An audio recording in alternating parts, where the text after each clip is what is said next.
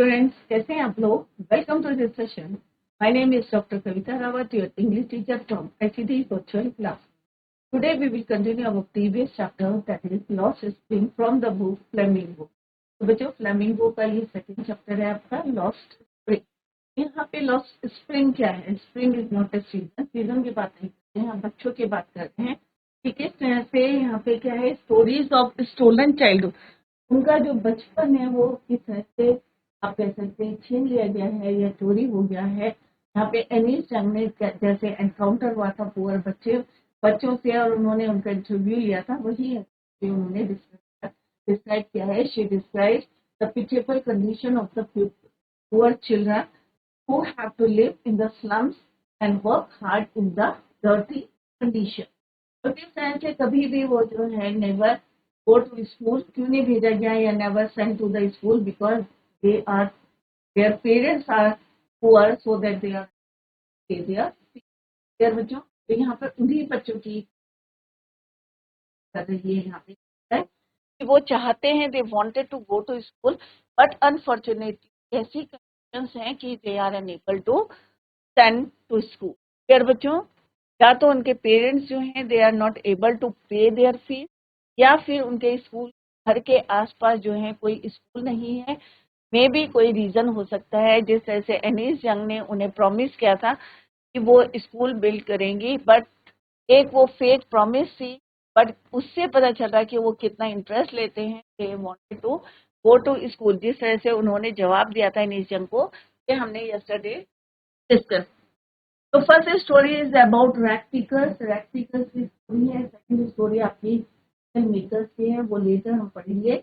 यहाँ पे हम साहिब की बात कर रहे हैं, साहिब आलम उसको, और इसका मीनिंग क्या है? लॉर्ड ऑफ यूनिवर्स, ब्रह्मांड का राजा, लॉर्ड ऑफ यूनिवर्स. क्या उसे अपने मीनिंग पता है? वो रोम करता है, इधर उधर घूमता रहता है इन सर्च ऑफ, जैसे morning birds in the afternoon, in search, और किसके घूमते हैं? सर्च ऑफ गोल्ड और coin in the garbage to survive. तो यहाँ पे हमने कल बच्चों इतना पढ़ा था कि किस तरह से साहिब आलम का नाम है, Lord of universe is the meaning of his name. इस तरह से एनिस जंग ने तीन जो है बच्चों से पूछा था कि भाई why were not you wearing chappals. तो इसने रिप्लाई करा था कि my mother didn't give me the food from the shelf. दूसरे ने इंटरप्ट करके बोला नहीं कि अगर इसको उसकी मदर दे भी देती तो ये क्या करता, ही विल आउट, बाहर फेंक देता. तो उनको क्या होती है पैदल चलने की. बट थर्ड बॉय ने क्या बोला? आई वांट थे इन हिज लाइफ. अब यहाँ पे पोएट कह रही हैं, सॉरी ऑथर कह रही हैं, एनिस जंग कह रही हैं कि उन्होंने पूरा ट्रैवलिंग करा अक्रॉस द कंट्री और देखा कि इट इज नॉट मैटर उनके पास पैसा नहीं है, लैक ऑफ मनी है, बट एक ट्रेडिशन है तो नंगे पैर रहना उनका एक ट्रेडिशन है. और कैसे पता चल रहा है बच्चों? यहाँ पे उन्होंने डिस्कस किया है कि अगर उनकी मदर दे भी देती है, बच्चे की जिस तरह से रिप्लाई करा, if she did she will throw them off, फेंक देता, क्योंकि उनकी क्या है कि हैबिट है, ट्रेडिशन है टू स्टे बेयरफुट. तो ये हमने यस्टरडे भी discuss.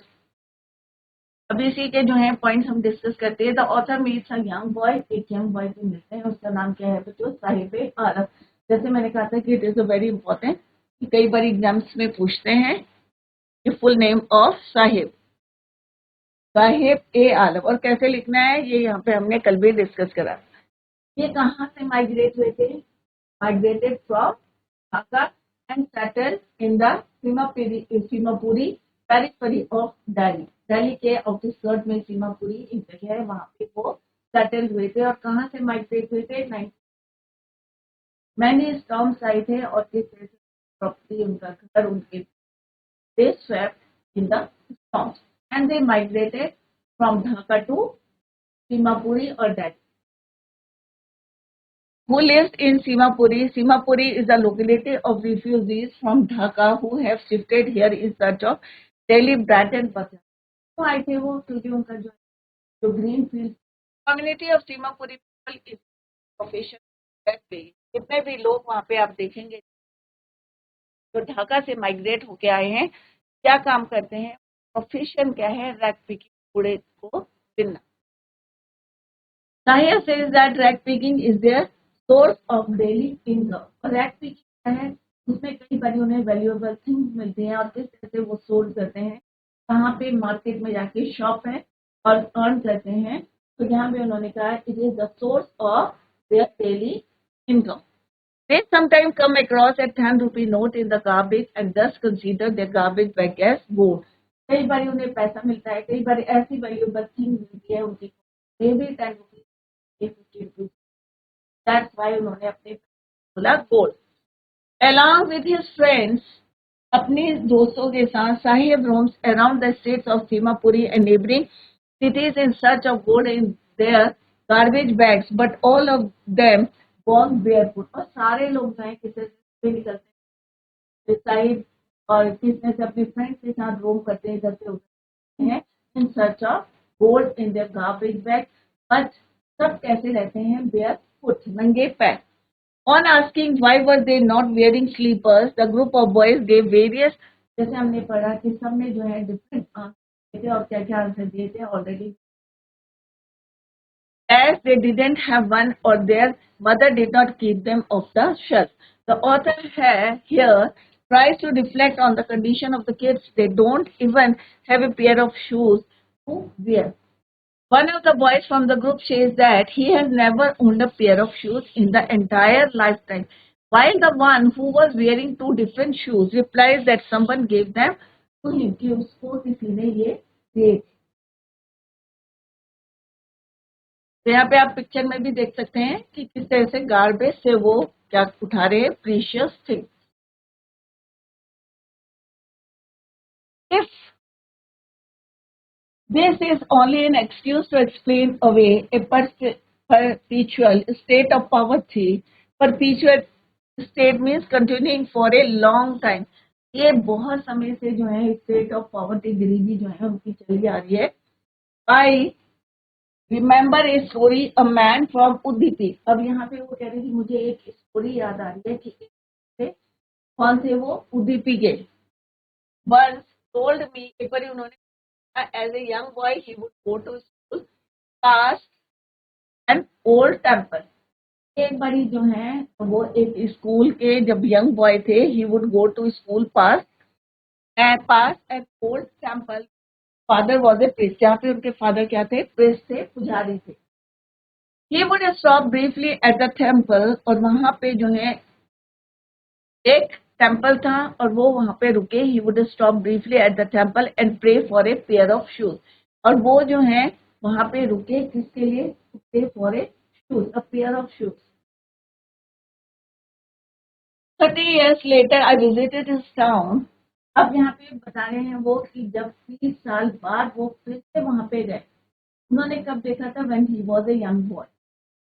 As a young boy he would go to school past at old temple. तो यहाँ पे किसने बताया था ये story, story a man from Udupi के एक मैन ने उनको एक कि as a young boy he would go to school pass an old temple, जहाँ पे उनके फादर क्या थे, प्रेस्ट थे. ही वुड स्टॉप ब्रीफली, और वो थोड़ी देर के लिए रुके और उन्होंने क्या देखा कि at the temple and pray for a pair of shoes. 30 years later I visited his town. 30 years के बाद फिर से वो अपने टाउन में आए देखने के लिए. And the temple, which was now drawn in an air of desolation. Desolation means बच्चों the state of ruin and destruction. टूटी हुई हालत में उन्होंने देखा. In the backyard, और उसके बैकयार्ड में पीछे की साइड क्या था, where lived the new priest. वहाँ कौन रहता था, नया प्रिस्ट रहता था, पुजारी. There were red and white plastic chairs. तो चेयर कैसी रखी थी, बैकयार्ड में, आगे जो है रूइन अच्छी हालत में नहीं था temple, but at the back side वहां पे नया प्रिंस जो है रहता था और ऐसी चेयर्स रखी थी red and white. A young boy dress in a grey uniform. एक यंग बॉय जिसने कैसी यूनिफॉर्म पहनी थी, grey uniform, wearing socks and shoes, arrived panting. Panting में फैमिली ब्रीथ करना, हाफते वे, breathing quickly. Panting and threw his school bag on a folding bag. जैसे आप लोग भी घर जाते हैं तो क्या करते हैं, शूज निकाले, सॉक्स निकाले, बैग को एक तरफ फेंका। सेम ये देख उसने भी क्या करा, अपना जो है बैग कहाँ फेंका, wearing shoes and socks and panting and threw his school bag a folding bag। और वहां पे एक फोल्डिंग बैग था, उसके ना बैग रखा। Looking at the boy I remember the prayer another boy. अब उनको भी याद आ रहा था कि उन्होंने देखा था कि एक बच्चा जो है प्रेयर कर रहा था, किसके लिए, for socks. Boy had made to the goddess when he had finally got a pair of shoes. Let me never lose them. The goddess had granted his prayer। और यहाँ पे उन्होंने देखा, I remember the prayer another boy had made to the goddess, और भगवान ने उसकी पूरी, and finally he got the pair of shoes. Let me never lose them. The goddess had granted his prayer। Young boy like the son of the priest now wore shoes। क्योंकि जो young boy था, जो सन था priest का, उसने क्या पहने थे, वोर। वेयर का क्या होता है, फॉर्म, दैट इज योर वो, wore shoes। But many others like the rag pickers in my neighborhood remain shoeless। और कई लोग ऐसे हैं, यहाँ पे एनिज्म करती है, मेरे एरिया में है, मेरे नेबरहुड में है, ऐसे लोग हैं, ऐसे बच्चे हैं, रैग पिकर्स हैं, कैसे हैं वो, शू लेस है। माई एक्वेंटेंस, एक्वेंटेंस में रिश्तेदार या क्लोज रिलेटिव्स होते हैं, उनको क्या बोलते हैं, acquaintance. Let's see the word meaning, a person one who knows but who is not a close friend. जिनको आप जानते हैं बट बहुत ज्यादा क्लोज नहीं है। एक होता है ना, हम जा रहे हैं, हेलो हाई हो जाती है, बस इतनी जान पहचान, क्लोज तो नहीं बोलते हैं, acquaintance. With the barefoot rag figures leads me to the Simapuri, a place on the periphery of the Delhi, yet miles away from it metamorphically। Metamorphically means symbolically, जो है ये कुछ माइल्स दूर था दिल्ली से, आउटस्कर्ट में आप कह सकते हैं, यू कैन से। तो यहाँ पे पोएट कह रही है अनीस यंग की मेरे कोई जो है जान पहचान के, with the barefoot rag pickers leads, वो कहाँ ले गए मुझे, रैग पिकर्स सीमापुरी इलाके में, base on the periphery. Seemapuri periphery means area पे, आउटर एज ऑफ द, जैसे आउटर स्कर्ट ऑफ दिल्ली, इन उसमें नहीं है, आउट स्कर्ट में। 10 miles away from it metamorphically, those who live here are squatters। अब स्क्वेटर्स क्या होते हैं, person at a place without paying rent. स्क्वेटर्स उनको बोलते हैं जो वहां पे झोपड़ी बना के रहते हैं, विदाउट पेइंग द रेंट, जो किराया नहीं देते, फ्री में रहते हैं, उनको बोलते हैं स्क्वेटर्स। हु केम फ्रॉम बांग्लादेश, और जितने भी लोग वहां पे थे, कहाँ पे रहते थे, सीमापुरी इलाके में रहते थे। और कहाँ से आए थे, दे migrated from Bangladesh in 1971। Saheb family among them, और उनमें से साहिब की फैमिली एक थी। जैसे मैंने पहले भी बताया था, क्यों आए थे वहां, रीजन क्या था, क्योंकि रेडी स्टॉर्म ने क्या करा था, save all their property, right, और in search of bread and butter they came to Delhi. Sahib family is among them.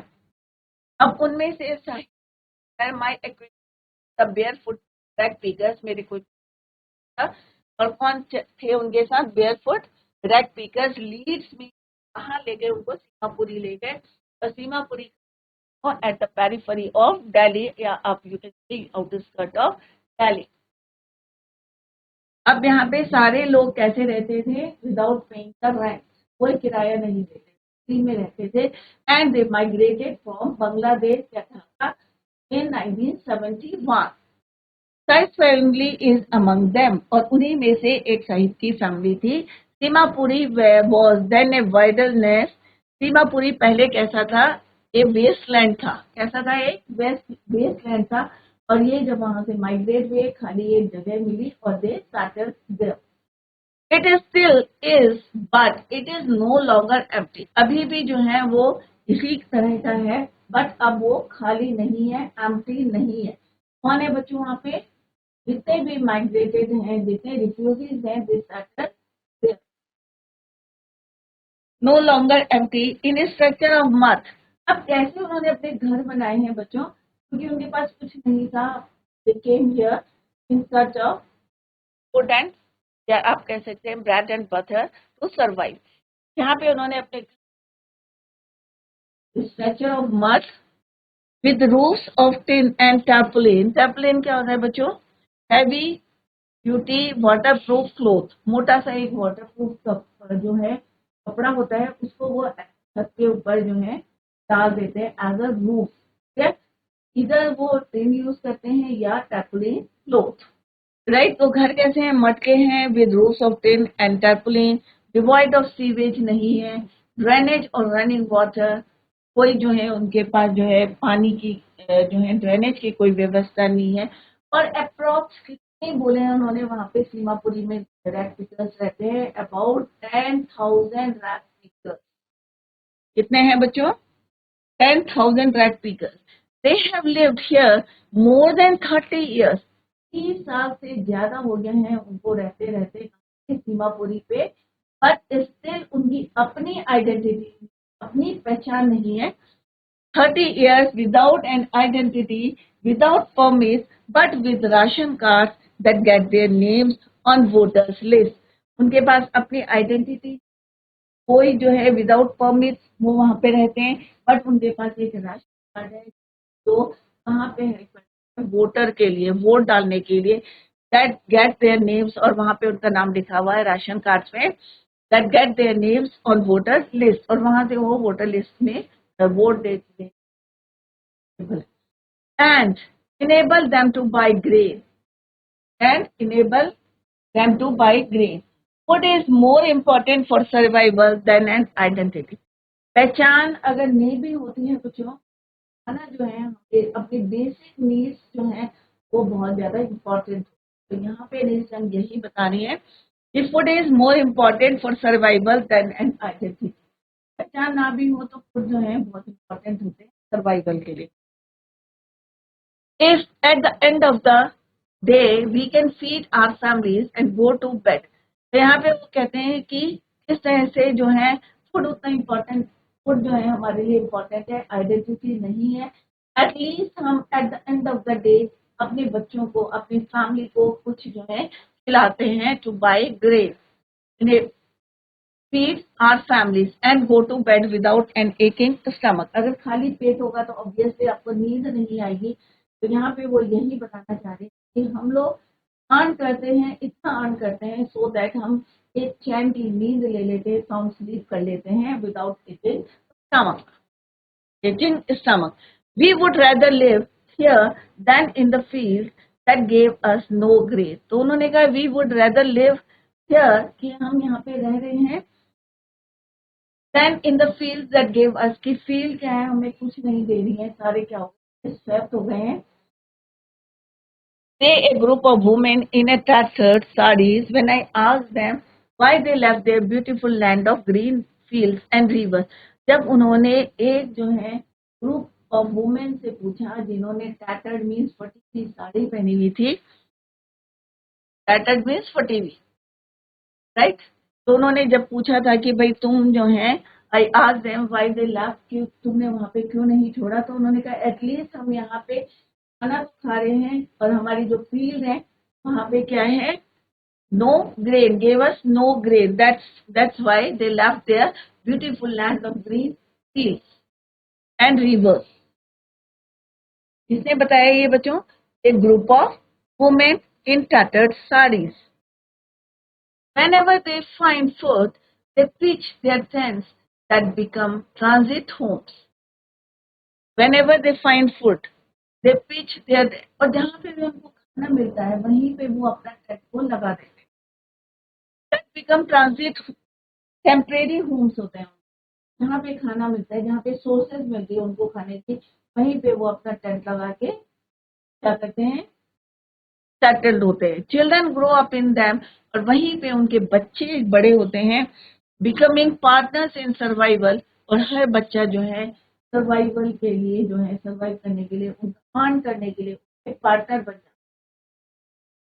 है। And survival in Seemapuri means rat picking. अगर आपको सीमापुरी इलाके में रहना है तो आपको क्या करना है, क्या प्रोफेशन होगा आपका, what will be the profession, that is your rag picking. तो अगर आपको सीमापुरी में रहना है तो इट मीन्स रैक पिकिंग। तो आपको अगर कोई बोलता है कि मैं सीमापुरी में रहता हूँ, तो इट मीन्स क्या है, वो एक रैक पिकर है, रैक पिक का काम करता है।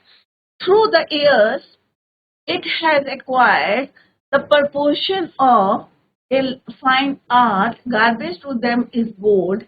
It is their daily bread. ये क्या है, उनका डेली ब्रेड है। गार्बेज उनके लिए क्या है, सोना है, क्योंकि उसी में से वो कोई भी चीज जो है वैल्यूएबल है, हमारे लिए बेस्ट है, बट के लिए वैल्यूएबल है, उन्हीं को वो बेच के क्या करते हैं, अपना डेली ब्रेड जो है survive करते हैं। It is their daily bread, roof over their heads, even if it is a leaking roof, but for a child it is even है, उनकी रूफ जो है लीक कर रही है, पर उनके लिए क्या है, एक घर है, but for a child it direct 30 years without an identity, से बिना पहचान के, विदाउट प्रॉमिस, वहाँ पे सेटल्ड है, तो सीमापुरी इलाके में कितने लोग हैं, फैमिलीज हैं, अबाउट 10,000 रैक पीकर्स हैं, वहाँ पे रहते हैं, the periphery of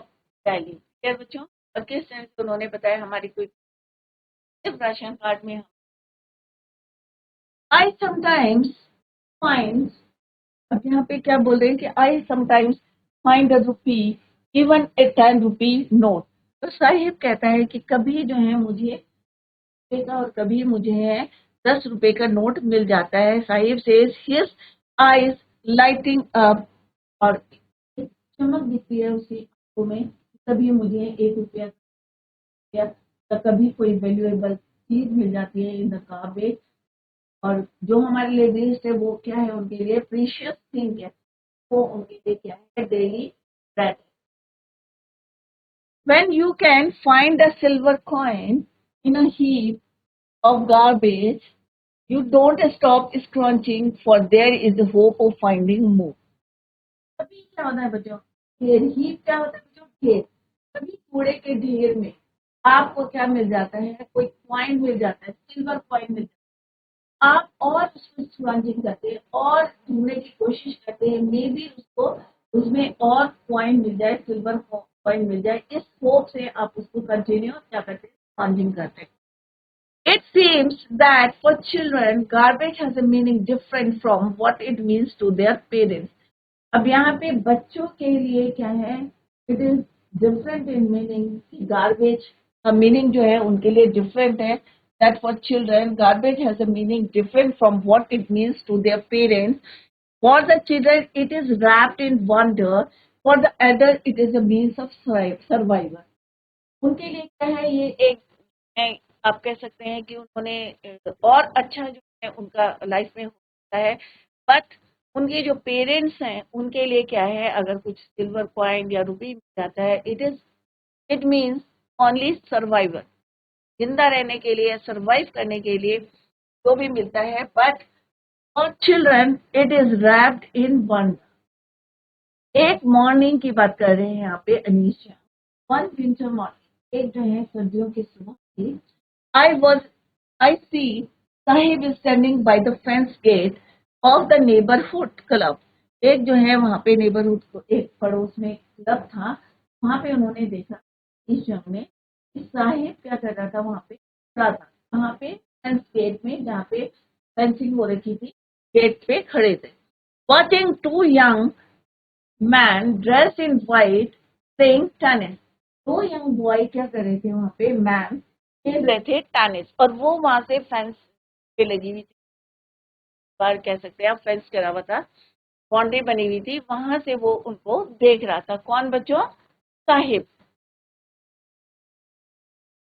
man dressed in white playing tennis, और दोनों जो आदमी खेल रहे थे कैसे थे, व्हाइट ड्रेस थे, प्लेइंग टेनिस, टेनिस खेल रहे थे। I like the game he hums, धीरे से उसने बोला कि मुझे भी क्या लगता है, अच्छा लगता है tennis. Content to, he hums, content to watch it standing behind the fence.